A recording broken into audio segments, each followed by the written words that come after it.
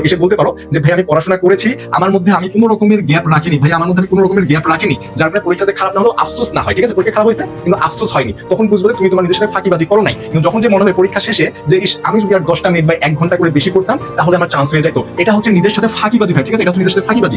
যদি তোমার হাজি দানেশের পরীক্ষা আজকে খারাপ হয়ে থাকে, বা তোমরা যারা যারা আছো যে আজকে হাজি দানেশের ইউনিটের পরীক্ষা অনুষ্ঠিত হয়ে গিয়েছে এবং এখানে তোমরা অনেকেই ফেল করেছো, যাদের মানে ফেল করার মতো অবস্থা, অথবা যারা আজকের পরীক্ষা চান্স পাওয়ার মতো না, যে ভাইয়া চান্স হবে না, তাদের জন্য আজকের এই ভিডিওটি। তোমরা আজকের ভিডিওতে যারা যারা পরীক্ষা দিয়েছো এবং পরীক্ষা প্রচুর খারাপ করেছো, প্রিপারেশন অনুযায়ী পরীক্ষা দিতে পারো না বা মন মতো পরীক্ষা হয় নাই, তারা ভিডিওটা ফার্স্ট টু লাস্ট দেখো, কারণ আজকে আমরা যে বিষয়টি নিয়ে কথা বলবো সেটা হচ্ছে তোমরা হাজি দানেশ পরীক্ষায় খারাপ করেছো, এখন করণীয় তোমাদের কি এবং নেক্সট প্ল্যানটা তোমাদের কি হওয়া উচিত, এই 3টে বিষয় নিয়ে আজকে আমরা কথা বলবো। এবং যাদের পরীক্ষা ভালো হয়েছে তারা আলহামদুলিল্লাহ, তোমাদেরকে শুভকামনা, এবং যাদের পরীক্ষা খারাপ হয়েছে তারা ভিডিওটা ফার্স্ট টু লাস্ট দেখো, ইনশাল্লাহ তোমাদের প্ল্যান সম্পর্কে একটা ধারণা পাবা। তো ফার্স্টে আসি যে অনেকেই বলতেছে আজকে অমুক সাবজেক্ট হার্ড হয়েছে বা অমুক সাবজেক্ট মন মতো হয়নি। তোমাদের কোনো পরীক্ষায় ভাইয়া মন মতো হবে না, যেটা মন মতো হবে সেটা তো যে দেখবা যে কোনো না কোনো জায়গায় একটু ল্যাকিংস আছে। এটা কেন হয়? কারণ তোমরা ফুল প্রিপারেশন নিতে পারবে না, একটা মানুষ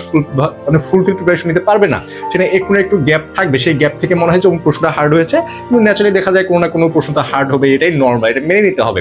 এখন কথায় আসি যে তোমাদের আজকের পরীক্ষায় অনেকেই আছো ভাইয়া যারা একদম ফেল করার মতো অবস্থা, যে ভাইয়া ফেল করার মতো অবস্থা, অথবা মার্কস কম আসবে, অথবা হচ্ছে মার্কস কম আসবে, তাদের এখন করণীয় কি? যে ভাই মার্কস কম, আমাদের হাজি দানেশে আসবে না। এখন দেখো তোমাদের নেক্সট টার্গেট হয়েছে কুমিল্লা, কারণ নেক্সট টার্গেট হচ্ছে কুমিল্লা, কারণ কুমিল্লা হচ্ছে নেক্সট পরীক্ষা, তাই না? আমি এখন ধরে নিলাম যে কুমিল্লা যেহেতু 30 তারিখ পরীক্ষা, হাতে তো টাইম নাই, মাত্র কয়েকদিন টাইম, এই কম টাইমে তোমরা যারা চান্স পাও তাদেরকে তো সময় যারা চান্স পাবে না বা সেই পরীক্ষাটা মন প্রিপারেশন নিতে পারছো না, কারণ এখন প্রিপারেশন নিতে না পারা এটা সাধারণত নর্মাল, কারণ তোমরা একটার পর একটা পরীক্ষায় ফেল আসতেছে বা চান্স হচ্ছে না, ঢাবি যাচ্ছে, রাবি যাচ্ছে, তারপর জাহাঙ্গীরনগর, জগন্নাথ, চট্টগ্রাম, একটার পর একটা পরীক্ষা চলে যাচ্ছে, তাই না? এখন দেখো তোমাকে আমি একটা কথা বলি, তুমি যতগুলো ভার্সিটিতে পরীক্ষা দিচ্ছ সেগুলো দেখো সিট কিরকম ভাইয়া, কোনো ভার্সিটি 1400, কোনো ভার্সিটি 1700, কোনো ভার্সিটি 800, তারও কম কম সিট রয়েছে। তো এখানে কম সিটে তোমার প্রতিযোগিতা হয় বেশি। যখন তুমি গুচ্ছতে ভেয়ে আসবা, যদি একটু জিএসটির কথা বলি, জিএসটিতে টোটাল সিট রয়েছে প্রায় 14K, এবং তোমরা যারা আজকে সায়েন্সের ইউনিটের পরীক্ষা দিয়েছো, সায়েন্সে যারা হাজি দানেশের পরীক্ষা দিয়েছো তাদের প্রায় সিট এখানে মিনিমাম অলমোস্ট 8K এর কাছাকাছি এখানে সিট রয়েছে। তাহলে এই যে এতগুলো সিট ভ্যা, ঠিক আছে, তো এতগুলো সিটের মধ্যে তোমার কম্পিটিশন তখন কিন্তু অন্যান্য জায়গায় তুলনার চেয়ে কিছুটা এখানে কম হবে, ঠিক আছে। এবং এটা হচ্ছে সবার লাস্টে পরীক্ষা ভাইয়া, যেহেতু এটা সবার লাস্টে পরীক্ষা, সবার লাস্টে হচ্ছে এই পরীক্ষাটা, তাহলে তোমার এখানে এটা বুঝে নিতে হবে যেসব স্টুডেন্ট ঢাবি, রাবি, জাবি, জবি, চবি সব জায়গায় চান্স পেয়ে গিয়েছে, তারা যদি এখানে চান্সও হয়, এখানে তারা কিন্তু ভর্তি হবে না, খুবই কম সংখ্যক স্টুডেন্ট ভর্তি হবে, হয়তো বা পছন্দ মতো সাবজেক্ট পড়ার জন্য, ঠিক আছে। তো ফার্স্টে আমরা যদি জিএসটি নিয়ে একটু কথা বলি, যে তোমার নেক্সট প্ল্যান হবে তাহলে জিএসটি হচ্ছে তোমার নেক্সট প্ল্যান। এখন এই প্ল্যানটা নিয়ে একটু কথা বলি। হাজি দানেশের পরীক্ষা খারাপ হয়েছে, এটার পেন বা যে প্যারা লাগতেছে একদম বাদ দাও, তুমি এখনো অনেক প্যারা খাচ্ছ, কারণ তুমি একটার পর একটা পরীক্ষায় চান্স পাচ্ছ না, তোমার দ্বারা হচ্ছে না, এবং আশেপাশের মানুষ এই কথাটাই বলতেছে যে কি পড়াশোনা করছিস বা কি পড়েছিস যে তোর দ্বারা কিচ্ছু হচ্ছে না, একটা ভার্সিটি চান্স পাচ্ছিস না, এগুলা মাথায় এখন নেওয়ার দরকার নাই, কারণ তোমার হাতে আছে এখনো প্রায় 2 মাসের মতো টাইম, 2 মাসের মতো টাইম শুধুমাত্র গুচ্ছর জন্য 2 মাসের মতো টাইম। এখন এই গুচ্ছতে দেখো তুমি যে সাবজেক্টগুলো পড়েছো, কি কি পড়েছো?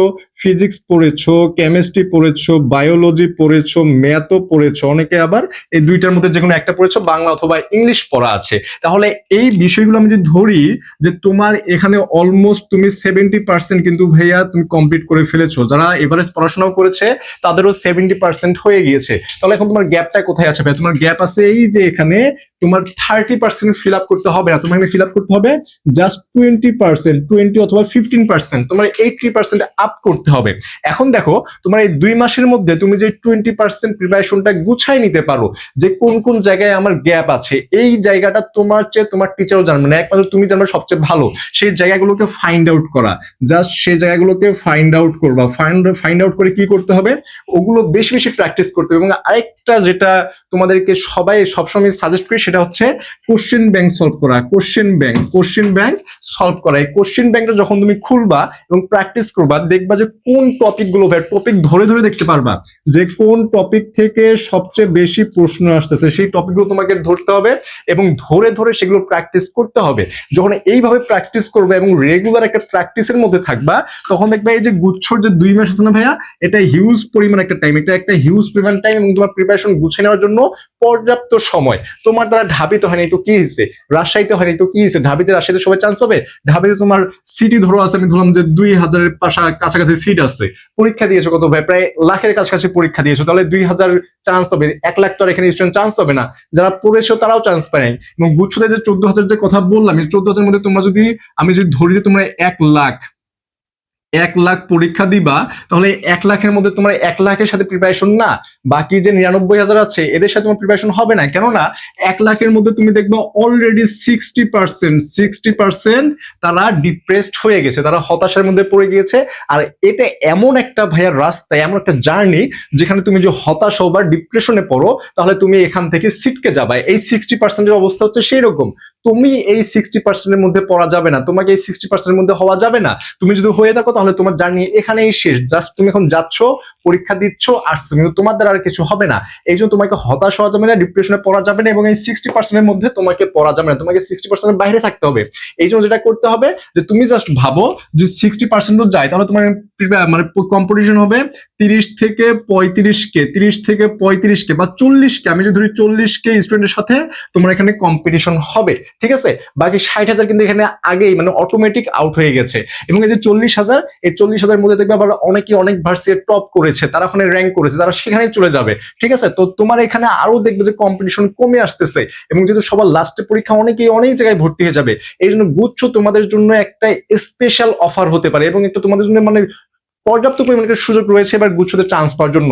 এই জন্য যারা আজকে হাজির এসে পরীক্ষা খারাপ করেছো, ভাই আমার পরীক্ষা খারাপ হয়ে গিয়েছে, এখন আমার করণীয় কি, আমি চোখ বন্ধ করে বলবো তোরা ভাইয়া এখন জিএসটির জন্য প্রিপারেশন নে, ঠিক আছে। জিএসটিটা একদম টার্গেট লক করে এটার জন্য পড়াশোনা শুরু করো। সবাই তো পাচ্ছে, তুমি কেন পারবা না ভাই, তোমার দ্বারাও তো হবে। তুমি পড়াশোনা করেছো, তুমিও সেম পরিশ্রম করেছো, তুমিও কোশ্চেন ব্যাংক পড়েছো, তুমিও বিভিন্ন কোচিং প্রাইভেট টিউশনে পড়েছো, বিভিন্ন জায়গায় ক্লাস করেছো, তাহলে তোমার কেন হবে না। তুমি মার্কস পাচ্ছ কেমন, দেখা যাচ্ছে যে কাটমার্ক থাকতেছে 55, তোমার মার্কস আসতেছে ধরো 48 বা 49, এই যে অল্প কিছু মার্কস, এই মার্কসটার জন্য তোমার হচ্ছে না। এটাই হচ্ছে এই যে কোন কোন জায়গায় তোমার ফাইন্ড আউট করতে হবে, কোন কোন জায়গায় গ্যাপ রয়েছে। আরেকটা জিনিস হচ্ছে স্কিপ করা। কি করতে হবে ভাইয়া, স্কিপ করতে হবে। স্কিপ, এটা যদি শিখতে পারো তাহলে ইনশাল্লাহ তোমাদের পড়াটা অনেকটা কমে আসবে। কারণ এডমিশন এবং চাকরি এই দুইটার সিলেবাস হয় মানে মহাসমুদ্রের মতো, এখানে তুমি পড়ে সাধারণত শেষ করা যায় না, ঠিক আছে। যার কারণে তোমাকে স্কিপ করতে হবে। কোন কোন বিষয়গুলো থেকে আজীবনেও প্রশ্ন আসছে, সেই বিষয় কি তোমার পড়ে লাভ আছে, সেই বিষয়ে তোমার পড়ে লাভ নেই। এই জিনিসগুলো যদি তুমি করতে পারো তাহলে ইনশাল্লাহ পরবর্তী যে গেম প্ল্যান, এটা একটা পারফেক্ট গেম প্ল্যান হবে। জিএসটি তোমরা যারা টার্গেট লক করতে চাও তাদের জন্য বলবো, যারা সায়েন্সের আছো, তারা যাদের পড়াশোনা করার ইচ্ছা আছে, মন মানসিকতা আছে, কিন্তু বিভিন্ন জায়গায় প্রিপারেশন নিয়ে ফিনান্সিয়াল ভাবে একদম ভেঙে পড়েছো, তাদের জন্য বলবো তোমরা যদি একদম পড়াশোনা করার নিয়ত থাকে, একদম যদি সহি নিয়ত থাকে, তাহলে আমাদের এই যে নাম্বারটা রয়েছে 01720828052, অথবা আমাদের যে ফেসবুক পেজ রয়েছে আমাদের পাঠশালা, এখানে নক করো। তোমাদের জন্য সায়েন্সের জন্য একটা স্পেশাল ব্যাচ রয়েছে। আমরা প্রথম 100 জনকে একদম ফ্রিতে পড়াবো, ঠিক আছে। প্রথম 100 জনকে একদম ফ্রিতে পড়াবো, কিন্তু যে 100 জন পড়াশোনার মন মানসিকতা আছে এবং পরিশ্রম করার মন মানসিকতা আছে, এইরকম 100 জনকে আমরা পড়াবো। তাই তুমি যদি পড়তে চাও ঝটপট এখানে নক করো, অথবা আমাদের যে ফেসবুক পেজ রয়েছে সেখানে নক করো, অথবা আমাদের ইউটিউব যে কমেন্ট সেকশন রয়েছে সেখানে তোমার বিস্তারিত জানতে চাইলে আমাদেরকে জানিয়ে দেওয়া হবে, ঠিক আছে। তো তোমাদের যাদের পড়াশোনা করে এখনো মন মানসিকতা আছে, যুদ্ধে আগেই হেরে যেও না, হারার আগেই হারা যাবে না, ঠিক আছে। এটা হচ্ছে তোমার সবচেয়ে বড় হার। এই জন্য হারার আগেও তোমাকে কম্পিটিশন চালাই যেতে হবে, প্রতিযোগিতায় টিকে থাকতে হবে। যাদের এরকম মন মানসিকতা আছে তারা আমাদের সাথে যোগাযোগ করো। তোমাদের যাদের ফিনান্সিয়াল অবস্থা একদমই খারাপ, তোমাদেরকে ভাই আমরা কথা দিচ্ছি যে 100 জনকে আমাদের যতটা করা যায়, যত রকম ভাবে তোমাদেরকে সাপোর্ট দেওয়া যায়, ইনশাল্লাহ আমরা সেই ট্রাইটুকু করবো, যাতে তোমার নিজের মধ্যে একটা কনফিডেন্ট তৈরি করতে পারো এবং পরীক্ষার হলে একটা পূর্ণাঙ্গ প্রিপারেশন নিয়ে যে পরীক্ষাটা দিতে পারো, যাতে যে এসে বলতে পারো যে ভাই আমি পড়াশোনা করেছি, আমার মধ্যে আমি কোনো রকমের গ্যাপ রাখিনি, ভাই আমার মধ্যে আমি কোনো রকমের গ্যাপ রাখিনি, যার কারণে পরীক্ষাতে খারাপ না হলেও আফসোস না হয়, ঠিক আছে। পরীক্ষা খারাপ হয়েছে কিন্তু আফসোস হয়নি, তখন বুঝবে যে তুমি তোমার নিজের সাথে ফাঁকিবাজি করো নাই। কিন্তু যখন যে মনে হয় পরীক্ষা শেষে যে ইস আমি যদি আর 10টা মিনিট বা 1 ঘন্টা করে বেশি পড়তাম তাহলে আমার চান্স হয়ে যায়, তো এটা হচ্ছে নিজের সাথে ফাঁকিবাজি ভাই, ঠিক আছে, এটা হচ্ছে নিজের সাথে ফাঁকিবাজি, এটা করা যাবে না। যার কারণে তুমি এমন একটা প্রিপারেশন নিবা, পরীক্ষায় চান্স হোক বা না হোক, এটা তো উপর থেকে নির্ধারিত রিজিক, তাই না? রিজিক তো উপর থেকে নির্ধারিত হয়ে গেছে, চান্স হোক বা না হোক, তোমার যে এইটা মনে না হয় যে আমি আর একটু বেশি প্রিপারেশন নিলে বা আর একটু ভালো করে পড়লে হয়তো আমার চান্স হইতো, এটা যদি তোমার মনে না হয় তাহলে তুমি বুঝবা যে তুমি তোমার নিজেকে ঠকাও নাই, তুমি এখানেই সাকসেস, ঠিক আছে? এই সাকসেসটুকু হলেই হবে, তোমাকে যে একদম চান্স পাইতেই হবে, পাবলিকে পড়তেই হবে এমনটা না। পাবলিকে না পড়েও অনেক ভালো করা যায়, পাবলিকে পড়েও আবার অনেকেই খারাপ করে, ঠিক আছে? সবগুলো একটা ব্যাড এবং গুড সাইন আছে, তোমাকে বুঝতে হবে এবং নিজেকে সেইভাবে প্রিপেয়ার করতে হবে। তো সবার জন্য শুভকামনা, এবং যে 100 জন পড়তে চাও প্রথম 100 জন অবশ্যই এখানে নক করে ফেলো, ইনশাল্লাহ আমরা তোমাদেরকে প্রাইভেট গ্রুপে অ্যাড করে দিব, এবং তোমাদের আমরা রেগুলার ক্লাস নেওয়া শুরু করবো হচ্ছে 30 তারিখ থেকে। 30 তারিখ থেকে আমরা রেগুলার ক্লাস নেওয়া শুরু করবো, ঠিক আছে? তো ঝটপট নক করে, এবং সবার জন্য শুভকামনা, সবার জন্য অনেক অনেক দোয়া এবং ভালোবাসা থাকলো, ইনশাল্লাহ তোমরা তোমাদের যাতে গন্তব্যে পৌঁছাতে পারো। তো আজ এই পর্যন্তই, এবং দেখা হবে নতুন কোনো ভিডিওতে। এবং কেউ যদি কোনো ভার্সিটি বা কোনো বিষয় সম্পর্কে জানতে চাও তাহলে অবশ্যই আমাদেরকে নক করো, আমরা ইনশাল্লাহ সেই বিষয় নিয়ে ভিডিও বানিয়ে তোমাদেরকে দেওয়ার ট্রাই করবো। তো ধন্যবাদ সবাইকে।